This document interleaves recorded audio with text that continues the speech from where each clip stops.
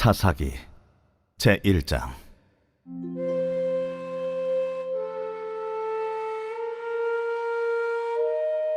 여호수아가 죽은 후에 이스라엘 자손이 여호와께 여쭈어 이르되, 우리 가운데 누가 먼저 올라가서 가나안 족속과 싸우리이까? 여호와께서 이르시되, 유다가 올라갈지니라. 보라, 내가 이 땅을 그의 손에 넘겨 주었노라. 유다가 그의 형제 시므온에게 이르되, 내가 제비 뽑아 얻은 땅에 나와 함께 올라가서 가나안 족속과 싸우자. 그리하면 나도 내가 제비 뽑아 얻은 땅에 함께 가리라. 이에 시므온이 그와 함께 가니라. 유다가 올라가매 여호와께서 가나안 족속과 브리스 족속을 그들의 손에 넘겨주시니 그들이 베색에서 10,000명을 죽이고, 또 베색에서 아도니 베색을 만나 그와 싸워서 가나안 족속과 브리스 족속을 죽이니, 아도니 베색이 도망하는지라 그를 쫓아가서 잡아 그의 엄지손가락과 엄지발가락을 자르매,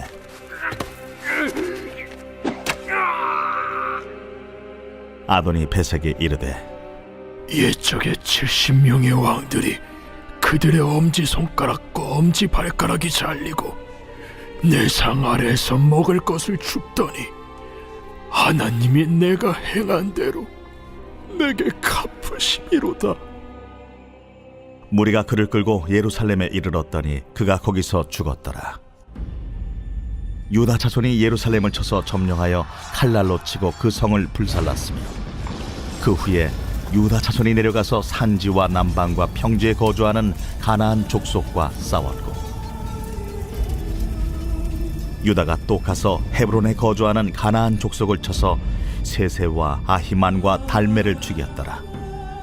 헤브론의 본 이름은 기럇 아르바였더라. 거기서 나아가서 드빌의 주민들을 쳤으니 드빌의 본 이름은 기럇 세벨이라. 갈렙이 말하기를, 기럇 세벨을 쳐서 그것을 점령하는 자에게는 내 딸 락사를 아내로 주리라. 갈렙의 아우 그나스의 아들인 온니엘이 그것을 점령하였으므로 갈렙이 그의 딸 악사를 그에게 아내로 주었더라.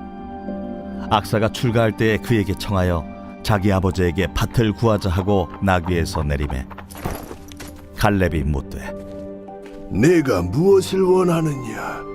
내게 복을 주소서. 아버지께서 나를 남방으로 보내시니 샘물도 내게 주소서. 하매 갈렙이 윗샘과 아랫샘을 그에게 주었더라. 모세 장인은 겐 사람이라 그의 자손이 유다 자손과 함께 종려나무 성읍에서 올라가서 아란 남방의 유다 황무지에 이르러 그 백성 중에 거주하니라. 유다가 그의 형제 시므온과 함께 가서 스밧에 거주하는 가나안 족속을 쳐서 그곳을 진멸하였으므로 그 성읍의 이름을 호르마라 하니라. 유다가 또 가사 및 그 지역과 아스글론 및 그 지역과 에그론 및 그 지역을 점령하였고, 여호와께서 유다와 함께 계셨으므로 그가 산지 주민을 쫓아내었으나 골짜기의 주민들은 철병거가 있으므로 그들을 쫓아내지 못하였으며, 그들이 모세가 명령한 대로 헤브론을 갈렙에게 주었더니 그가 거기서 안악의 세 아들을 쫓아내었고, 베냐민 자손은 예루살렘에 거주하는 여부스 족속을 쫓아내지 못하였으므로 여부스 족속이 베냐민 자손과 함께 오늘까지 예루살렘에 거주하니라. 요셉 가문도 베델을 치러 올라가니 여호와께서 그와 함께 하시니라. 요셉 가문이 베델을 정탐하게 하였는데 그 성읍의 본 이름은 루스라. 정탐꾼들이 그 성읍에서 한 사람이 나오는 것을 보고 그에게 이르되, 청하노니 이 성읍의 입구를 우리에게 보이라. 그리하면 우리가 네게 선대하리라. 그 사람이 성읍의 입구를 가리킨지라. 이에 그들이 칼날로 그 성읍을 쳤으되 오직 그 사람과 그의 가족을 놓아 보내매, 그 사람이 햇사람들의 땅에 가서 성읍을 건축하고 그것의 이름을 루스라 하였더니 오늘까지 그곳의 이름이 되니라. 므낫세가 베스안과 그에 딸린 마을들의 주민과 다아낙과 그에 딸린 마을들의 주민과 돌과 그에 딸린 마을들의 주민과 이블라함과 그에 딸린 마을들의 주민과 무기토와 그에 딸린 마을들의 주민들을 쫓아내지 못하며 가나안 족속이 결심하고 그 땅에 거주하였더니, 이스라엘이 강성한 후에야 가나안 족속에게 노역을 시켰고 다 쫓아내지 아니하였더라. 에브라임이 게셀에 거주하는 가나안 족속을 쫓아내지 못하매 가나안 족속이 게셀에서 그들 중에 거주하였더라. 스불론은 기드론 주민과 나할롤 주민을 쫓아내지 못하였으므로 가나안 족속이 그들 중에 거주하면서 노역을 하였더라. 아셀이 악고 주민과 시돈 주민과 알랍과 악십과 헬바와 아빅과 르홉 주민을 쫓아내지 못하고 아셀 족속이 그 땅의 주민 가나안 족속 가운데 거주하였으니 이는 그들을 쫓아내지 못함이었더라. 납달리는 베세메스 주민과 베다낫 주민을 쫓아내지 못하고 그 땅의 주민 가나안 족속 가운데 거주하였으나 베세메스와 베다낫 주민들이 그들에게 노역을 하였더라. 아모리 족속이 단자손을 산지로 몰아넣고 골짜기에 내려오기를 용납하지 아니하였으며 결심하고 헤레스 산과 아얄론과 사알빔에 거주하였더니 요셉의 가문의 힘이 강성함에 아모리 족속이 마침내는 노역을 하였으며 아모리 족속의 경계는 아그라빔 비탈의 바위부터 위쪽이었더라.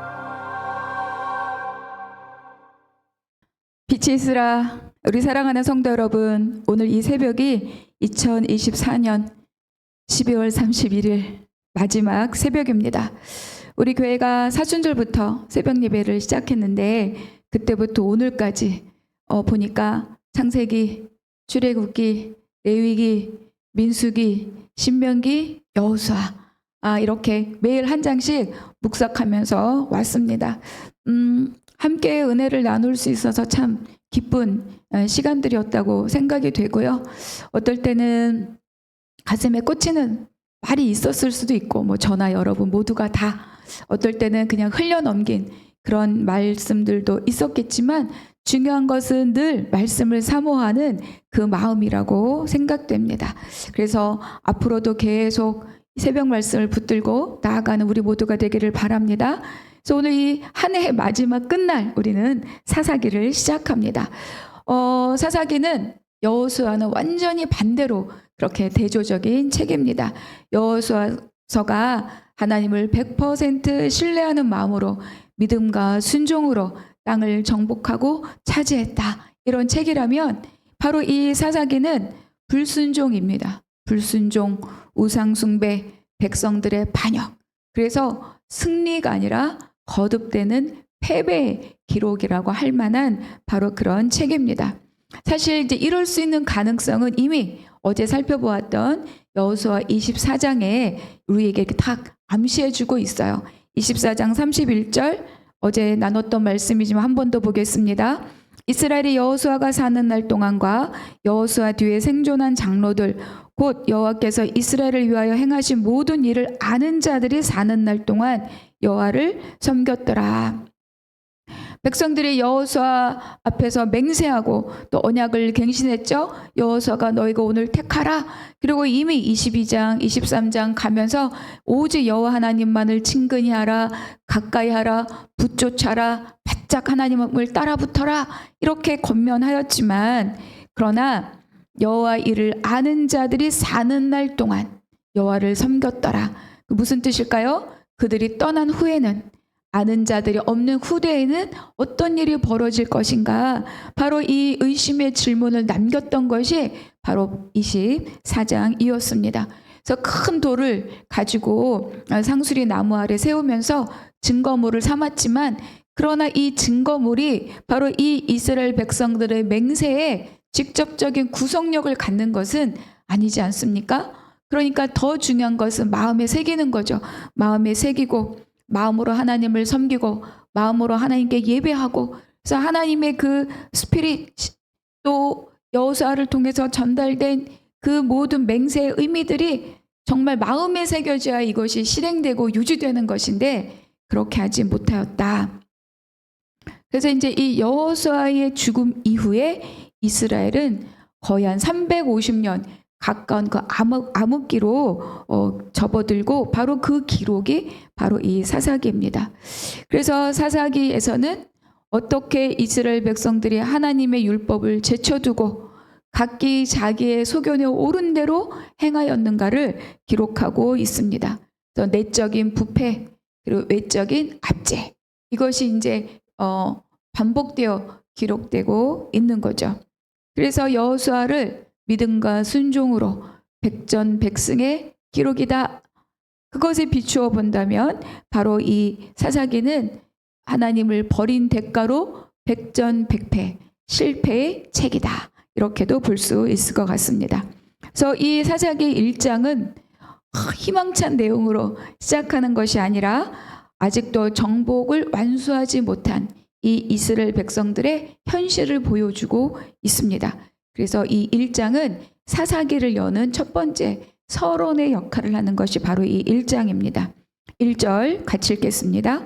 여호수아가 죽은 후에 이스라엘 자손이 여호와께 여쭈어 이르되 우리 가운데 누가 먼저 올라가서 가나안 족속과 싸우리이까. 어제도 제가 잠깐 암시를 했었는데 여호수아 1장과 비교하여 보면 모세가 죽은 후에 여호수아가 후계자로 지목되어서 하나님이 이제 여호수아를 통해서 명령하십니다. 그런데 여호수아 이후에는 후계자로 세워진 특정한 사람이 지금 없어요. 그리고 누구도 여호와의 종이라고 불림받는 자리에 오르는 자가 없습니다. 그러니까 1절에서 살짝 지도자가 없는 그 불안함이 지금 내비쳐지고 있는 거죠. 그래서 이스라엘 자손이 여호와께 여쭈어 이르되 이렇게 기록하고 있죠. 그래서 그들이 누가 올라가리까? 2절과 3절 같이 읽겠습니다. 여호와께서 이르시되 유다가 올라갈지니라 보라 내가 이 땅을 그의 손에 넘겨주었노라 하시니라. 3절 유다가 그의 형제 시므온에게 이르되 내가 제비 뽑아 얻은 땅에 나와 함께 올라가서 가나안 족속과 싸우자. 그리하면 나도 내가 제비 뽑아 얻은 땅에 함께 가리라 하니 이에 시므온이 그와 함께 가니라. 이 2절과 3절은요 굉장히 미묘한 구절입니다. 굉장히 연합하고 정말 잘하고 있는 것 같은 구절이지만 사실 이 구절을 파헤쳐 보면 아주 미묘한 반역이 숨어 있는 것이 바로 이 2절과 3절입니다. 하나님께서 유다를 지목해서 올라가라 이렇게 말씀하시고 또 여호수아에게 하시듯이 그들에게 승리를 약속해 주셨죠. 그런데 이때 유다가 시므온에게 같이 올라가기를 요청합니다. 그런데 이렇게 말하죠. 내가 제비 뽑아 얻은 땅에 나와 함께 올라가서 이렇게 이야기합니다. 바로 이 지점이에요. 바로 이 지점. 그러니까 하나님은 이스라엘을 위한 전쟁에 유다를 지목하여 부르셨고 승리를 약속하셨지만 유다 지파는 내가 제비 뽑아 얻은 우리 땅에 나와 함께 올라가자 이렇게 이야기하는 거죠. 그러니까 자기가 받은 그 땅에 국한하여서 이 시므온을 동행하도록 요청하고 있습니다. 이것을 유다가 갖고 있는 이 불신에서 온 불순종이라고 봅니다. 이스라엘 전체를 향한 전쟁을 내가 뽑은 땅에 대하여서 국한하였고 또 네가 올라가라 그리고 내가 너에게 다 붙여주었다 승리를 약속하셨음에도 불구하고 시므온을 부르는 거죠. 그런데 사실 시므온은 그렇게 군사적으로 영향력 있는 지파가 아니지 않습니까? 우리가 이미 여호수아에 살펴본 것처럼 스스로 땅을 차지하지 못하고 유다 지파 안에 있는 성읍을 나누어 가진 것이 바로 이 시므온 지파예요. 그러니까 어떤 것도 실리적으로나 현실적으로 필요하지 않은 이 일들을 지금 유다가 행하고 있는 거죠. 그래서 이거는 지파 간의 분열의 조짐을 보이고 있다. 그리고 또 이 유다가 하나님의 약속을 불신하고 자기가 할 수 있는 일들을 지파들을 지금 동원하고 있다. 이렇게 보기도 합니다. 최소한 학자들의 의견들이 있는 것 제외하고 최소한 시므온과 함께 가고자 할 때 이 유다가 시므온과 함께 올라가리까? 라고 최소한 하나님께 물어보아야 하지 않았을까? 그렇지 않습니까? 7절 같이 읽겠습니다. 아도니베섹이 이르되 옛적에 70명의 왕들이 그들의 엄지손가락과 엄지발가락이 잘리고 내 상 아래서 먹을 것을 줍더니 하나님이 내가 행한 대로 내게 갚으심이로다 하니라. 무리가 그를 끌고 예루살렘에 이르렀더니 그가 거기서 죽었더라.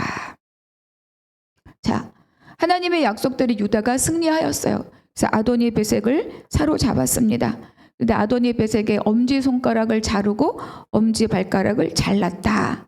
근데 이제 이 일을 당한 아도니베섹이 뭐라고 하냐면 내가 예전에 70명의 왕들에게 이렇게 행했는데 지금 그 일을 내가 당하는구나. 그러니까 심은 대로 거둔 자기 삶을 아도니베섹이 고백하고 있어요. 근데 이 아도니베섹의 고백이 아니라 이 일을 행한 바로 이 유다의 행동입니다. 그런데 이제 엄지손가락을 자르면 장수로서 칼을 잡을 수 없죠. 엄지발가락을 자르면 발을 지탱할 힘이 없기 때문에 제대로 몸을 지탱하고 서 있을 수가 없어요. 그러니까 엄지발가락과 엄지손가락을 자른다는 것은 장수에게 굉장히 모욕적이고 굴욕적인 행동을 한 거예요. 수치를 준 거죠. 모욕감을 주고 굴욕감을 준 겁니다. 그리고 또 한 가지는 이를 하나님은 다 진멸하라고 했는데 죽이지 않고 어디까지? 예루살렘까지 끌고 가서 거기서 죽게 만듭니다. 그러니까 하나님께서 가나안이 갖고 있는 이 잔인성, 생명 존중에 대해서 무지한 이들의 마음, 이들의 죄, 이런 것 때문에 하나님이 가나안을 미워하셨던 건데 지금 이 유다가 이들과 똑같은 행동을 지금 답습하고 있다. 그러니까 이런 행동에서 무엇을 알 수 있습니까? 이스라엘이 점점 하나님의 율법을 잃어버리고 하나님의 백성으로서의 정체성을 잃어버리고 점점 가나안 사람들처럼 가나안화 되어가고 있다. 이거를 보여주는 징조와 같은 행동들입니다. 그러니까 하나님의 이름으로 전쟁을 하지만 그 내용은 가나안 족속과 다를 바가 없다는 것을 여기서 보여주는 거죠. 그래서 이런 몇 가지 장면들이 이 이스라엘 백성들의 변질의 징조입니다. 그러니까 그들은 자기네가 이렇게 변질하고 있다는 것을 깨닫지 못했을 수는 있으나 그러나 하나님은 지켜보고 계신 거죠. 우리도 마찬가지입니다. 나도 모르는 사이에 세상에 물들어서 세상길을 가고 있을 수도 있죠. 하나님의 이름으로 열심을 내지만 그 안에 내 욕심과 또 내 어떤 욕망과 이런 자기 욕심이 가득 차 있는데 하나님의 이름으로 포장된 일들을 내가 하고 있을 수도 있다. 우린 다 그럴 가능성이 있습니다. 그래서 중요한 것이 매일 하나님의 말씀 앞에 나오는 거죠. 그리고 양육을 받으면서 나의 삶을 나누고 또 함께 살펴보고 그래서 믿음의 길에서 하나님의 언약 백성으로서의 자리에서 일탈하지 않도록 믿음의 울타리를 세워놓는 것이 너무 중요합니다. 그리고 순간적인 일탈, 그것을 내가 민감하게 발견하고 그것을 다스려야 하는데 그 시기와 때를 놓칠 때 그 일탈이 점점 내 삶, 내 영적인 태도들을 잠식해 들어올 수 있다는 것을 우린 여기서 아주 경고로 내가 받아들여야 합니다. 사사기는 그 이야기를 지금 시작한 거예요. 그래서 유다라고 하는 이 영향력 있는 지파가 하고 있는 틈틈이 찔끔 순간 보여지는 이 행동과 선택들이 그들이 이미 많은 것들을 잃고 가고 있구나를 우리에게 알게 하는 거죠. 그래서 8절부터 보면 유다의 승리를 기록하고 있습니다. 이런 징조가 있지만 유다가 승리하는 거죠. 왜냐하면 하나님이 그들에게 승리를 약속하셨기 때문입니다. 그리고 여호수아 15장에 기록된 온니엘과 악사 이야기를 기록하고 있죠. 그러니까 이들이 약간의 변질의 징조들이 잠재되어 있기는 하지만 그것이 아직은 크게 드러나지 않은 채 지금 숨겨져 있다는 것을 우리가 알 수 있어요. 그런데 이제 아주 또 다른 미묘한 일들이 이어져서 기록됩니다. 19절입니다. 여호와께서 유다와 함께 계셨으므로 그가 산지 주민을 쫓아내었으나 골짜기 주민들은 철병거가 있으므로 그들을 쫓아내지 못하였으며. 앞서 기록된 이 유다의 승리는 바로 하나님께서 유다와 함께 계셨고 유다의 승리를 약속하신 하나님의 일이라는 것을 명확하게 지금 밝혀주고 있어요. 그런데도 불구하고 유다가 철병거를 이유로 그들을 쫓아내지 못하였다. 이렇게 한 절을 탁 기록하고 있는 거죠. 여러분, 우리가 알고 있지 않습니까? 요셉 자손들이 왜 우리에게 한 분기만 줍니까? 우리에게 땅을 더 달라? 이렇게 했을 때 이 여호수아가 요셉 자손들에게 이야기했어요. 그때 이렇게 이야기했죠. 그들에게 비록 철병거가 있다고 할지라도 너희가 능히 쫓아내리라. 그러면서 그들을 격려하고 그 땅을 스스로 개척하고 차지하도록 요셉 자손들을 격려했습니다. 그런 것을 기억한다면 이들에게 철병거가 있으므로 쫓아내지 못하였다. 이 철병거가 유다 자손들이 이 백성들을 쫓아내지 않은 합당한 이유가 되지 못한다는 것을 우리는 이미 알 수 있는 거죠. 그리고 안타까운 기록이 계속 이어집니다. 28절, 이스라엘이 강성한 후에야 가나안 족속에게 노역을 시켰고 다 쫓아내지 아니하였더라. 에브라임이 게셀에 거주하는 가나안 족속을 쫓아내지 못하매 가나안 족속이 게셀 중에서 그들 중에 거주하였더라. 므낫세의 자손은 강성해진 다음에도 그곳에 있는 가나안 족속을 쫓아내지 않았다라고 기록하죠. 그 이유가 무엇인가? 가나안 사람들을 노예로 삼은 거예요. 그래서 그들의 노동력을 값싸게 사용하려는 그런 경제적인 이유가 여기서 밝혀지고 있는 거죠. 그리고 농사가 익숙하지 않은 이 유다 이스라엘 사람들이 그들이 갖고 있는 농사 기술, 그 지혜를 값없이 사용하려고 했습니다. 그러니까 굉장히 합리적인 생각입니다. 그렇죠? 그럼에도 불구하고 하나님의 명령은 그들을 다 내쫓고 그들을 진멸하라 하는 것이었습니다. 그러니까 명령에 대한 순종보다 현실적인 이유, 합리성을 그 유익을 더 우선하고 있다는 것을 여기에서 보여주고 있는 거죠. 그래서 결과적으로 유다, 베냐민, 요셉 지파, 스불론, 납달리, 아셀, 단, 결국 요단 서편에 자리 잡은 모든 지파가 그 여호수아를 통해서 하나님께서 백성에게 주신 땅의 약속, 이 정복 전쟁을 온전하게 완결하는 것에 실패하였다. 이렇게 마지막을 기록하고 있는 겁니다. 그래서 여기 보니까 쫓아내지 못했다라고 우리 말은 번역하고 있지만 원어적인 의미는 내쫓지 않았다, 쫓아내지 않았다의 의미가 더 강한 의미로 보여지는 그런 말씀입니다. 결국 이스라엘은 하나님을 통하여서, 그렇죠? 그들에게 정말로 짓지 않은 성읍, 또 수고하지 않은 소산물, 심지 않은 감람나무, 감람열매, 포도원, 그런 넘치는 복을 받고도 결국은 스스로 죽음의 길을 지금 가고 있구나, 이런 걸 알 수 있어요.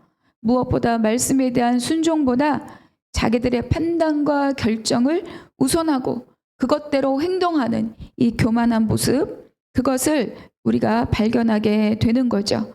그리고 또 이 죄로, 하나님이 죄로 미워하셨던 이 가나안의 풍습을 이들이 따르고 있음을 우리가 발견할 수 있습니다.